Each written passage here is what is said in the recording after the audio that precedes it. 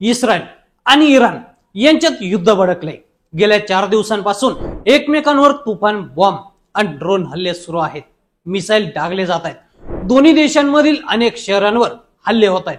दोन्ही देशांमधील वाद शुक्रवारी भडकलाय। त्याचं कारण आहे अण्वस्त्र तयार करणं।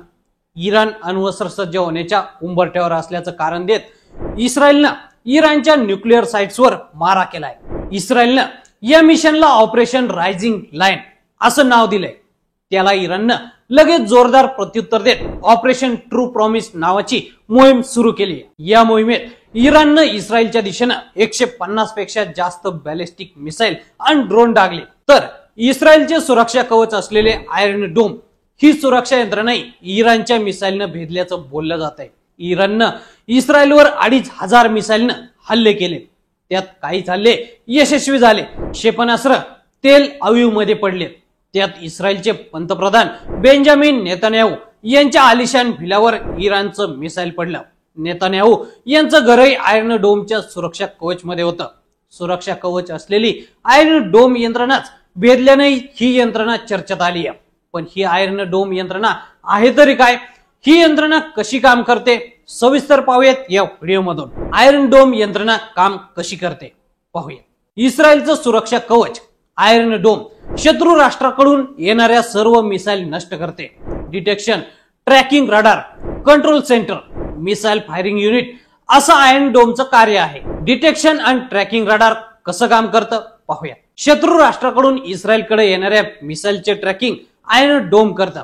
कोणतं मिसाईल येतंय आणि कुठून येतंय हे ट्रॅक केलं जातं। कंट्रोल सेंटर कसं काम करतं पाहूया। शत्रू राष्ट्राकडून येणाऱ्या मिसाईलचा किती परिणाम होईल आणि हे मिसाईल कुठल्या भागात पडणार आहे, तसंच कंट्रोल सेंटर माहित करून घेतं। हे मिसाईल नागरी भागात येत नसेल तर सिग्नल दिला जात नाही।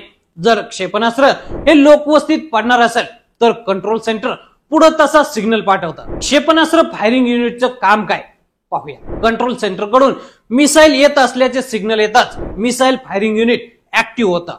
त्यानंतर शत्रूकडून आलेलं मिसाईल किंवा रॉकेट हे हवेतच नष्ट केलं जातं। हवेतच क्षेपणास्त्र नष्ट करण्याचा सक्सेस रेट हा तब्बल 90% आहे। तब्बल 70 किलोमीटर रेडियस मधील मिसाईल डिटेक्ट केलं जातं। Iron dome air defence system इस्रायलनं कधी घेतली पाहूया। शत्रू राष्ट्र लेबनॉननं इस्रायलवर 4000 मिसाईल डागली होती। यात 44 इस्रायल नागरिकांचा मृत्यू झाला होता। हा हल्ला 2006 मध्ये झाला होता। त्यानंतरच एअर डिफेन्स सिस्टीम घेण्याचा निर्णय इस्रायलने घेतला। इस्रायलला शत्रूंपासून संरक्षण देणाऱ्या या आयर्न डोमची किंमत सुमारे $50 दशलक्ष इतकी आहे। ती खूप महाग आहे। त्यासाठी अमेरिकेची मदत घेण्यात आली होती। आयर्न डोम यंत्रणा हवेतच क्षेपणास्त्र नष्ट करते। 2011 मध्ये बेशिबा परिसरात ही यंत्रणा बसवण्यात आली। या सुरक्षा कवचनं 2014 पर्यंत 1200 रॉकेट हवेत नष्ट केले आहेत। संपूर्ण इस्रायलसाठी सुरक्षेचे 3 ते 4 थर आहेत। त्यापैकी हा सर्वात महत्वाचा थर आहे। जेव्हा हमास, लेबनॉन, इराण सारखा कोणताही शत्रू इस्रायलवर कोणतंही क्षेपणास्त्र किंवा रॉकेट टाकतो तेव्हा आयर्न डोम यंत्रणा हवेतच हे क्षेपणास्त्र नष्ट करते। त्यामुळं आतापर्यंत इस्रायलची सुरक्षा झाली आहे। आता मात्र ही आयर्न डोम यंत्रणा इराणच्या क्षेपणास्त्रानं भेदली आहे असा दावा इराणकडून केला जातोय। त्याचा व्हिडिओ देखील इराणनं जारी केलाय। इराणनं आयर्न डोम कसं भेदलं पाहूया। आयर्न डोम एकाच वेळी 1000 मिसाईल हवेत नष्ट करतं। ही मर्यादा ओळखून इराणनं मंगळवारी तब्बल 2500 मिसाईल आणि ड्रोन हल्ले इराणवर केले। तिथंच आयर्न डोम फेल झाला, कारण एकाच वेळी एवढे मिसाईल तो पाडू शकला नाही आणि अनेक मिसाईल तेल अवीव शहरात पडले आणि इस्रायलचं नुकसान झालं। तर इराणकडे हायपरसॉनिक शहद हज कासिम मिसाईल आहेत। हे मिसाईल तब्बल 1600 किलोमीटर रेंजचे आहेत। या मिसाईलचा ताशी वेग 7000 किलोमीटर आहे। हे मिसाईल इराणने डागलं। हे मिसाईल आयर्न डोम ट्रॅक करून पाडू शकलं नाही आणि ते लोकवस्तीत पडलं। त्याचबरोबर ही एअर डिफेन्स सिस्टीम अपग्रेड केली नसल्याचं बोललं जात आहे। त्यामुळं याचा सक्सेस रेट 60% आलाय। म्हणजेच एकाच वेळी 1000 मिसाईल डागल्यावर 600 मिसाईल नष्ट होतील, तर 400 मिसाईल इस्रायलमध्ये पडतील। या देशाची लोकवस्ती ही दाटीवाटीची आहे। त्यामुळं इस्रायलचं मोठं नुकसान होईल। दोन्ही देशांकडून एकमेकांवर हवाई हल्ले सुरूच आहेत। हे भडकलेलं युद्ध जगासाठी आणि भारतासाठी धोक्याचं ठरणार आहे. या युद्धामुळे कच्च्या तेलाच्या किमती भडकणार असल्याचं देखील बोललं जातंय. मंडळी, इस्रायलच्या आयर्न डोम सुरक्षा यंत्रणेबद्दल तुम्हाला काय वाटतं?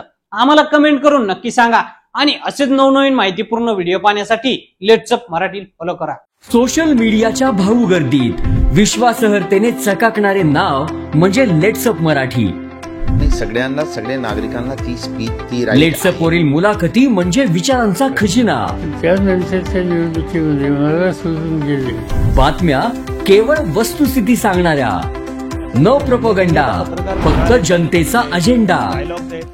क्योंकि आने वाला कल जाने वाला है, जाने वाला कल आने वाला है. राजकारण, मनोरंजन असो की क्रीडा क्षेत्र, महाराष्ट्राची स्पंदने संवेदनशीलतेने टिपणारे माध्यम म्हणजे लेट्स अप मराठी. जगासोबत एक पाऊल पुढे राहण्यासाठी लेट्स अपचे ऍप, सोशल मीडिया आणि वेबसाईट सोबत कनेक्टेड रहा.